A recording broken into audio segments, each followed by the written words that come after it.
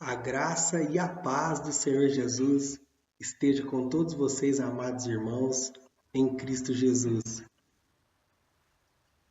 É uma alegria muito grande estar de volta, podendo ministrar o curso de maturidade no Espírito para os nossos irmãos argentinos.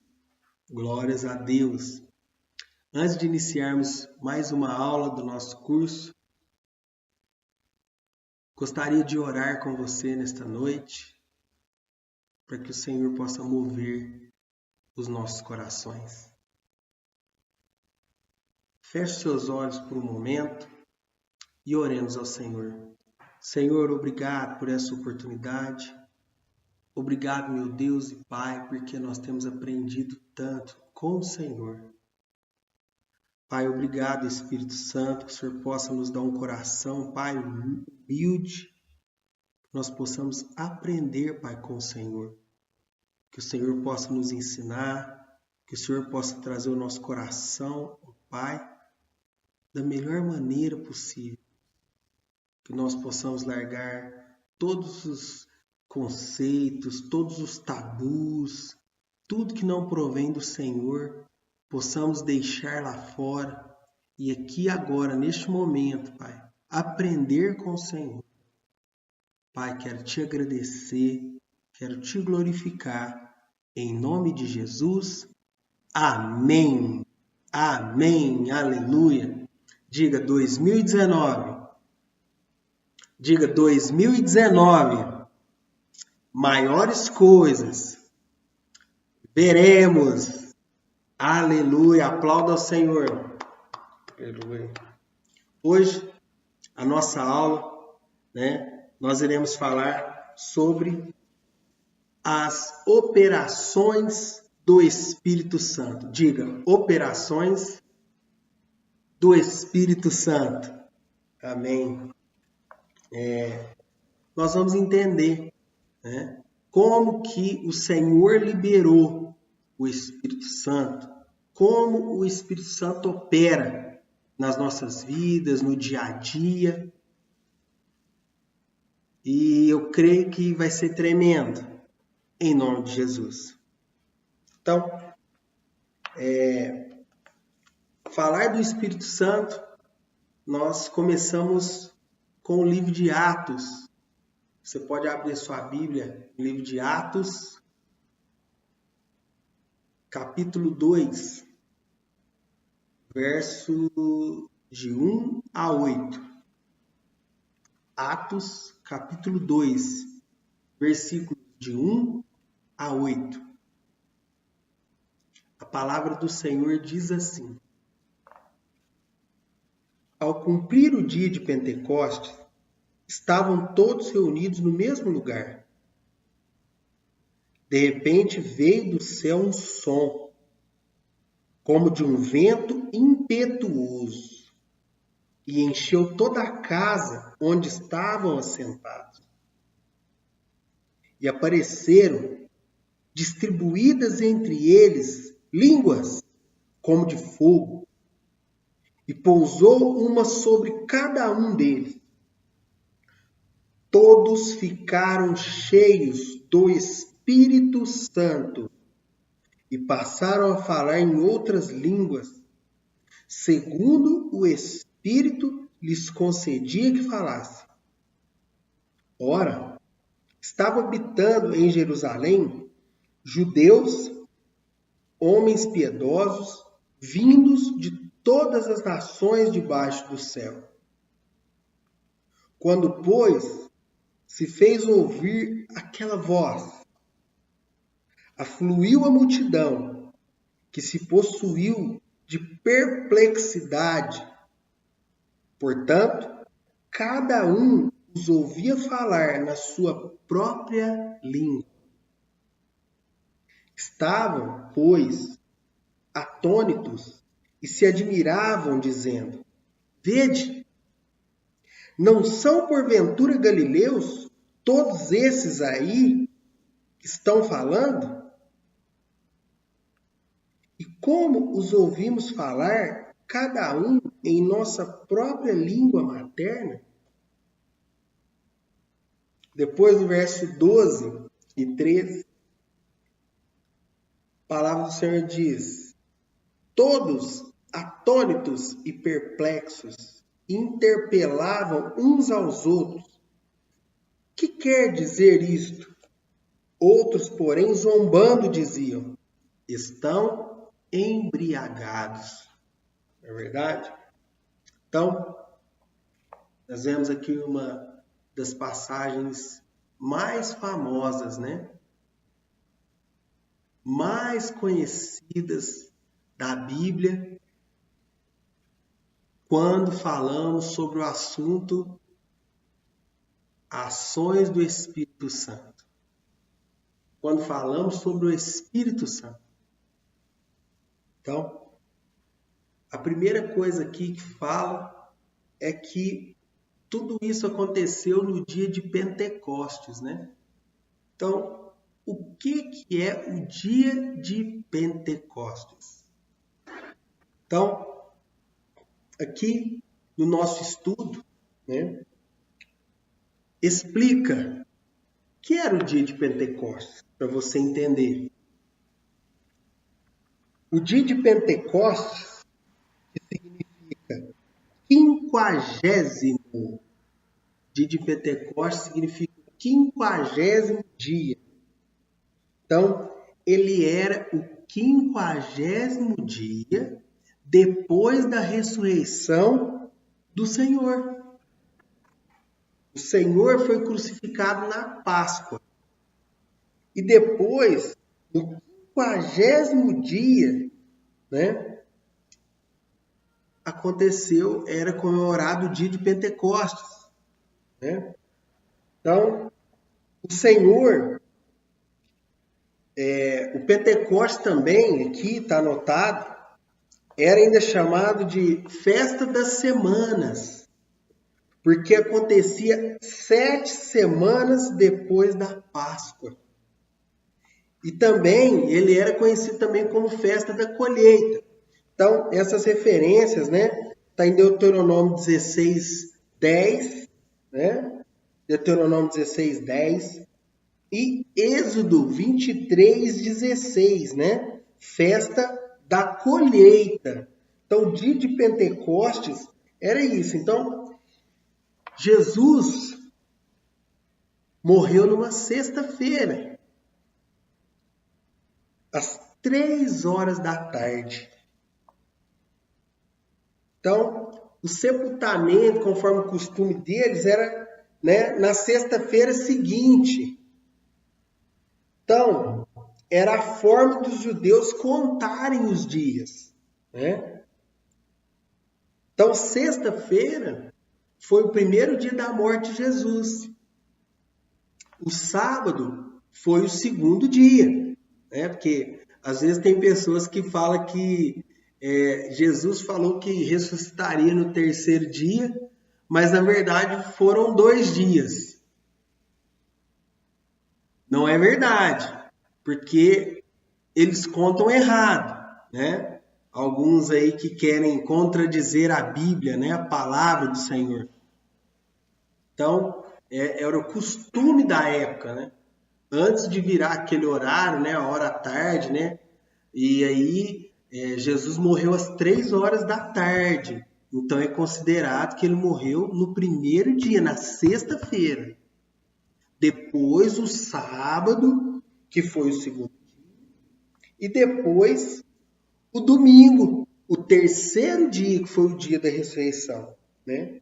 O dia de Pentecostes, que significa 50º, né?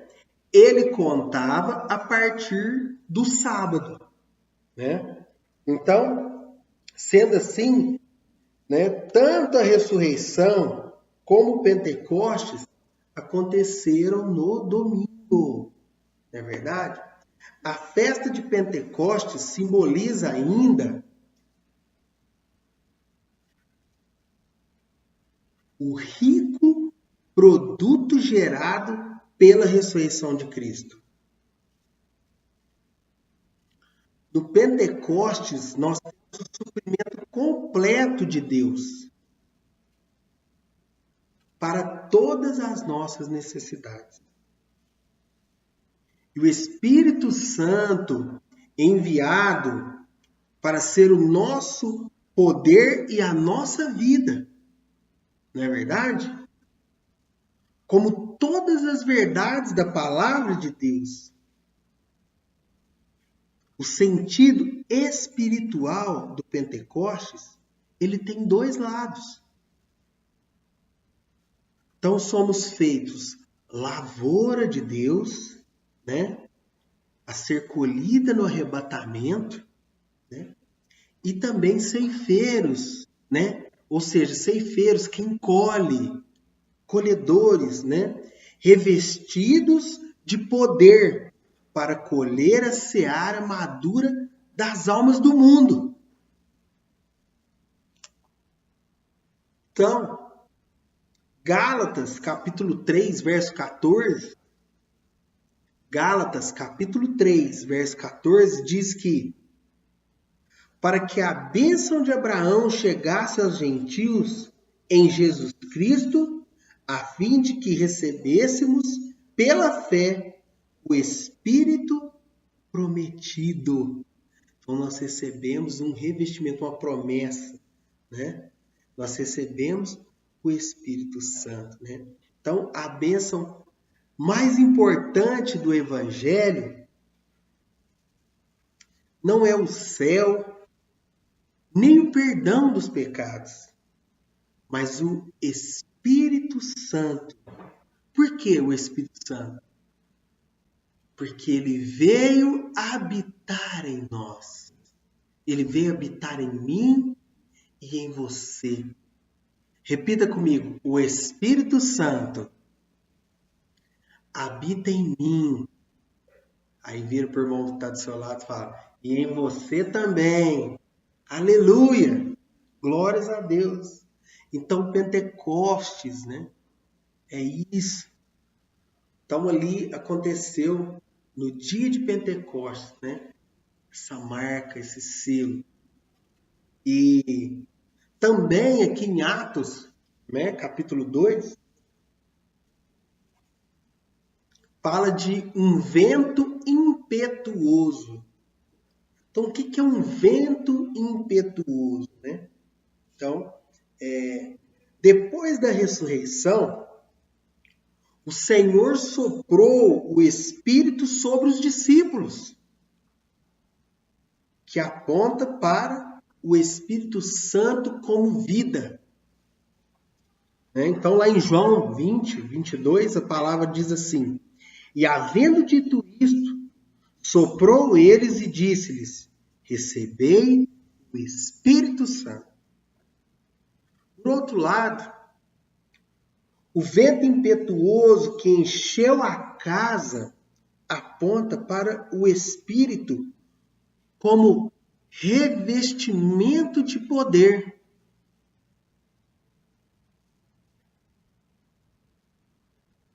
Há, portanto, aqui duas experiências distintas.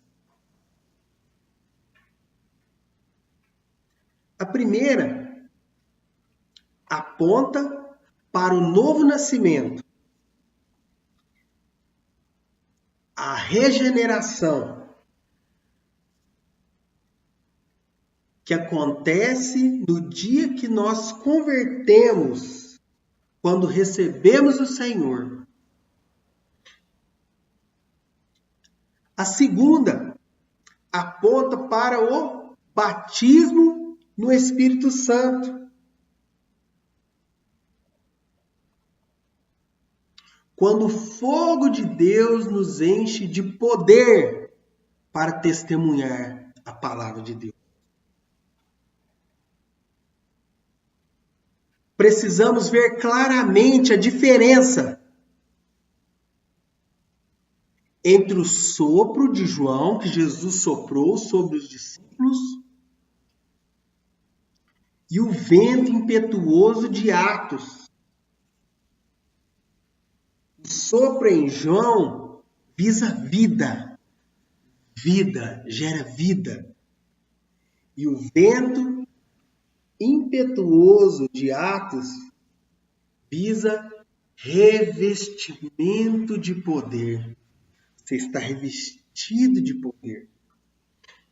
Alguns pensam que o sopro de João não era um fato, mas uma representação que se cumpriu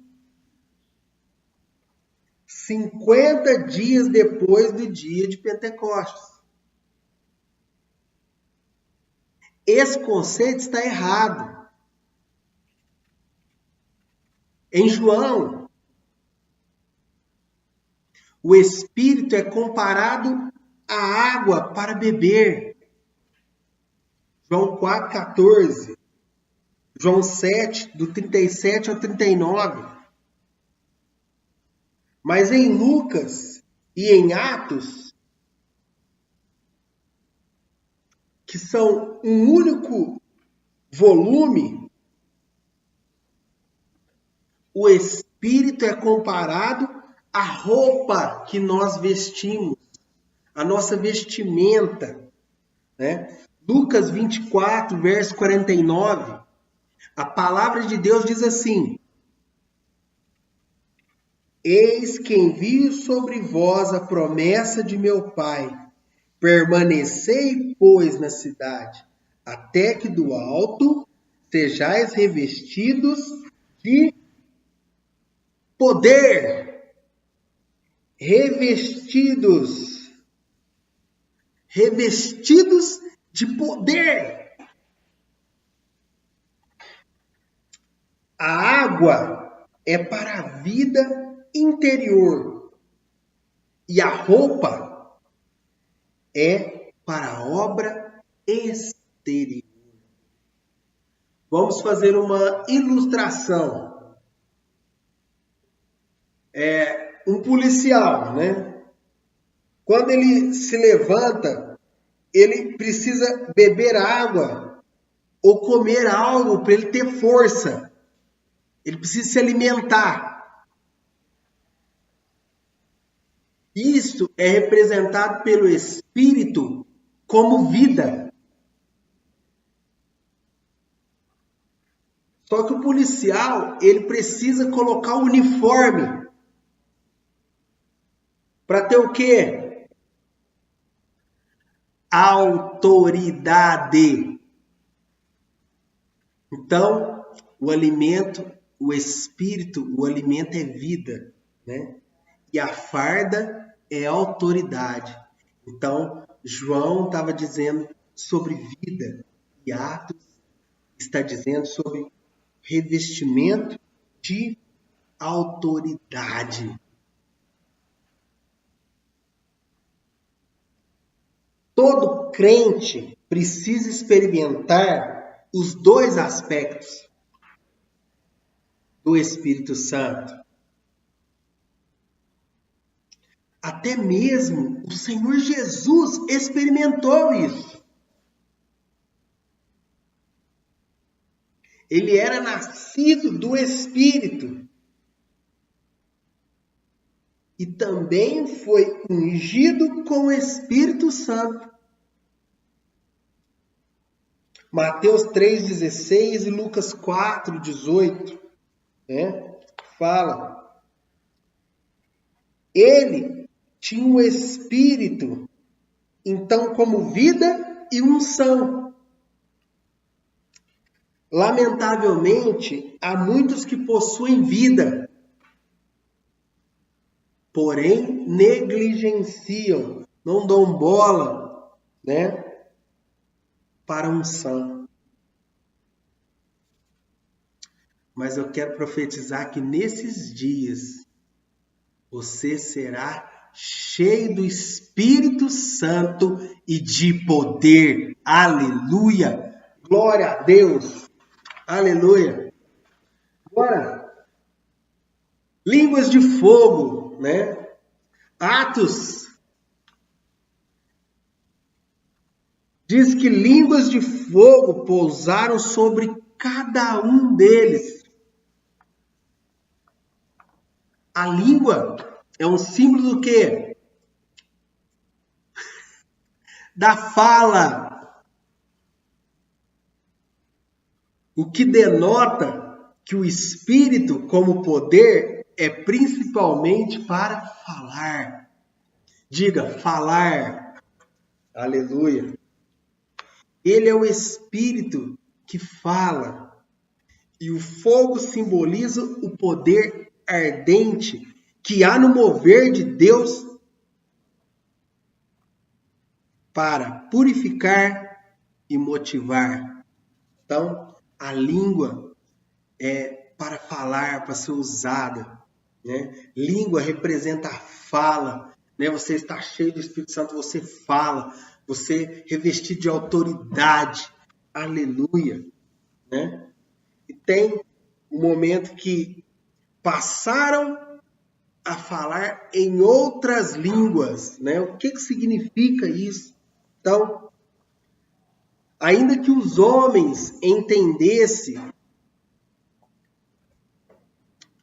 o que os apóstolos proferiam,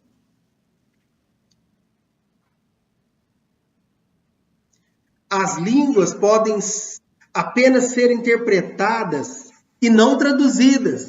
Então, as línguas são interpretadas e não traduzidas. Nem sempre as línguas são dialetos, como em Atos, mas podem ser ininteligíveis, como em 1 Coríntios 12, 14. Paulo chamou as línguas de línguas dos anjos e gemidos inexprimíveis. 1 Coríntios 13, verso 1, a palavra de Deus diz assim: ainda que eu fale a língua dos homens e dos anjos, se não tiver amor, serei como bronze que soa ou como um símbolo que retine. Em Romanos, capítulo 8, verso 26, a palavra de Deus também diz assim: também o Espírito, semelhantemente, nos assiste em nossa fraqueza, porque não sabemos orar como convém. Mas o mesmo Espírito intercede por nós sobremaneira, com gemidos inexprimíveis. Aleluia. Então, trata-se de um princípio de Deus no qual as realidades e experiências espirituais têm manifestações naturais e físicas em nossas vidas. Por exemplo, quando somos cheios do amor de Deus e ele se revela por um amor aos irmãos. Outro exemplo,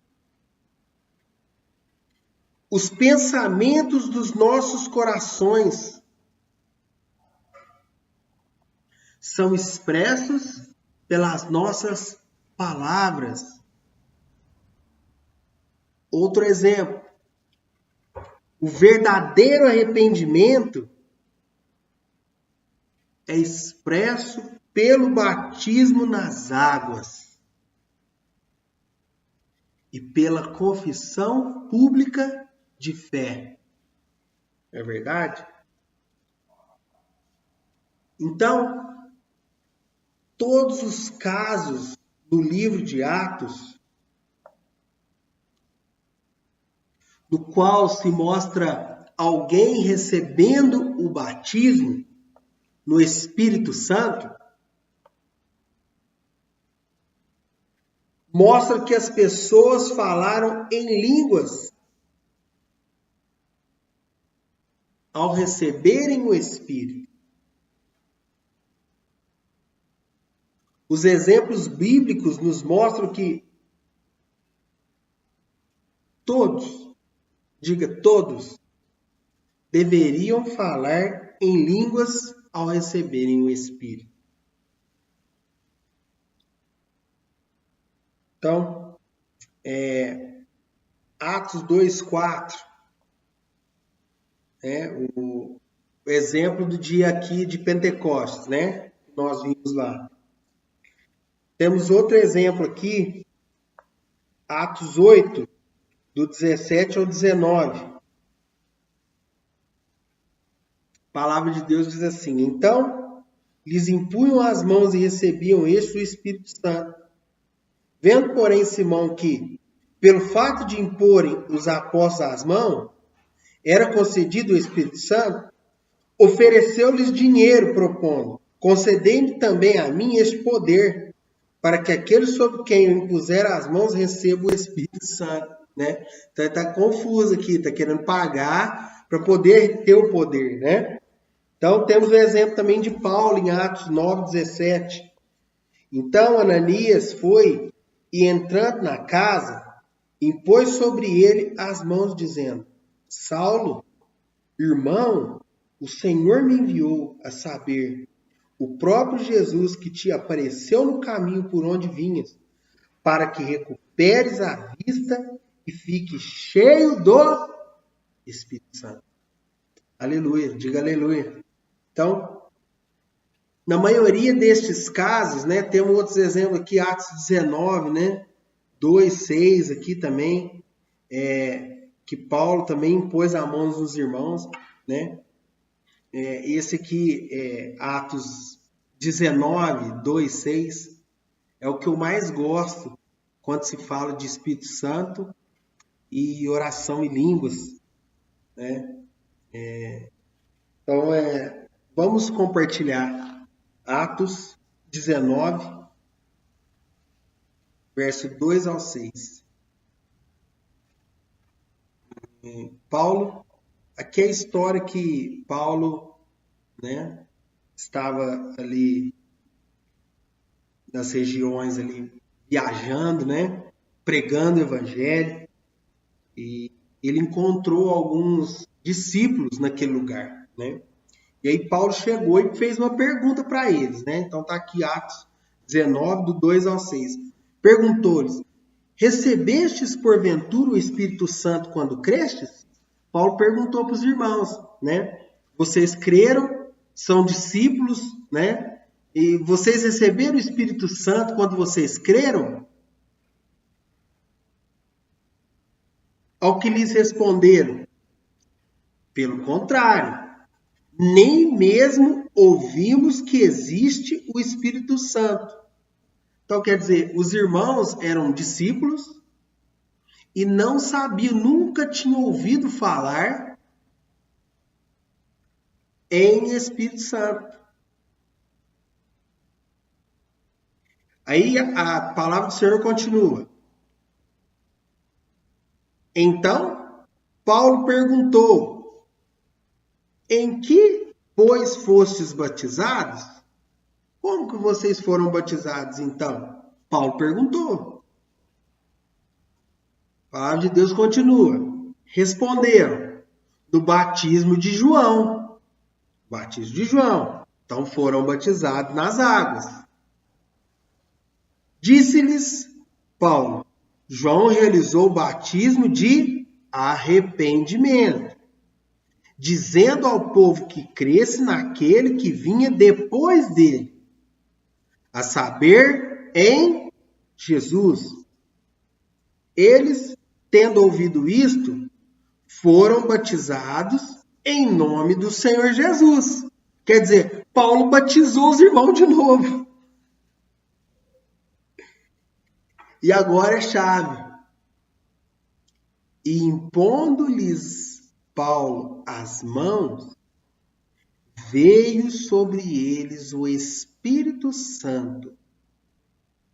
E tanto falavam em línguas como profetizavam. Aleluia!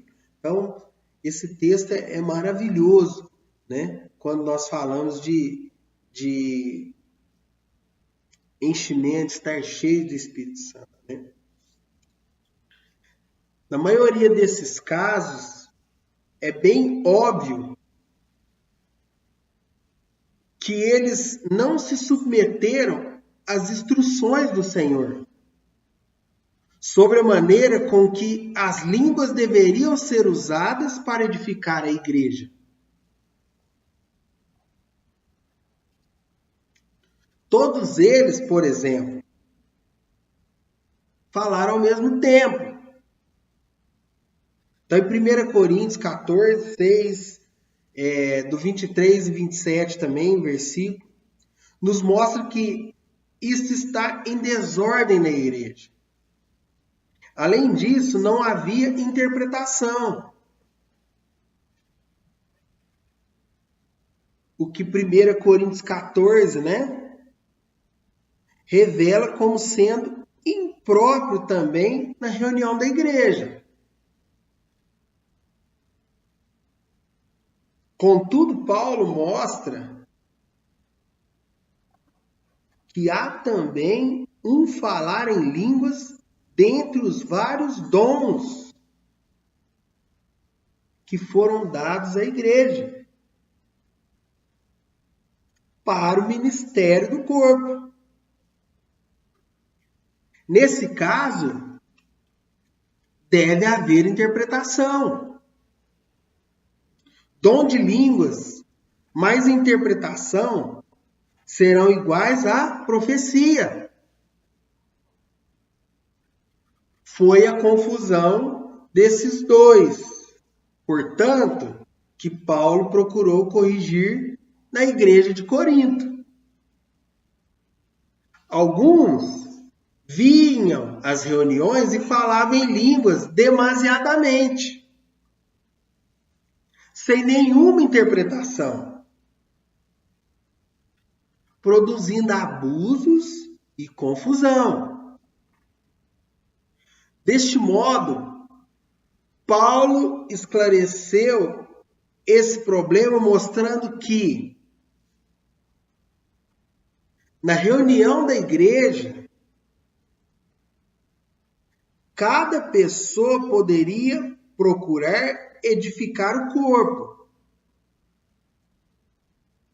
E as mensagens em línguas dadas na reunião deveriam ser interpretadas para que todos pudessem ser edificados. No entanto, ele não se refere ao uso privado de línguas nas orações e no louvor deles ao Senhor. A isto, ele chama de orar no Espírito e cantar no Espírito. E confirma o fato de que deveríamos praticá-lo. Amém? Então, as línguas, né? Falar em línguas de fogo, né? E começaram a falar em outras línguas, né? Então, isso explica, Paulo explica, né? Que diante do culto, quando é falada a língua, ela tem que ser interpretada. Mas diante da oração e do louvor, então Paulo deixa esses irmãos livres para adorar, para exaltar o Senhor, para falar em línguas, para orar, para ficar à vontade na presença do Senhor. E tem também um ponto que diz assim, e os ouviram falar em sua própria língua, né? Como assim, né? Então, existe uma relação inegável entre o juízo de Deus em Babel, Todo mundo lembra da história de Babel, da Torre de Babel? Quando ele confundiu as línguas. E o Pentecostes, quando ele restaurou a comunicação entre os homens. Somente pelo Espírito podemos nos fazer entender. A verdadeira comunicação ou comunhão somente pode ocorrer pelo Espírito. Em Babel, Deus destruiu a edificação maligna. E no Pentecostes, ele começou efetivamente a sua edificação na terra. Em ambos os casos, as línguas foram um sinal. Aleluia.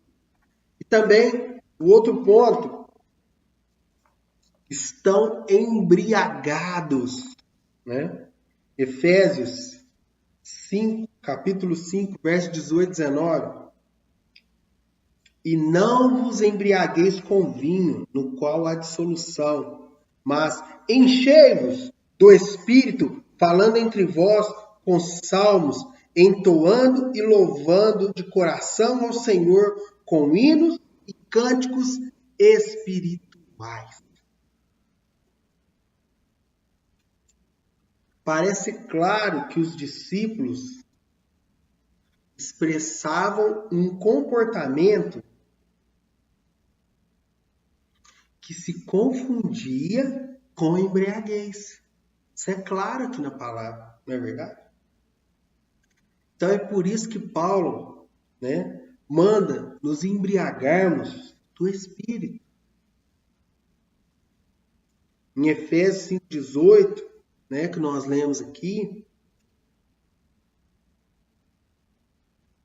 a experiência do batismo é apenas a primeira. O enchimento deve ser contínuo em nossas vidas. E somos cheios do Espírito Santo ao falarmos e louvarmos a Deus. Aleluia! Diga aleluia! Glória a Deus! Né? Então, nós vemos que nós temos que ser cheios, né?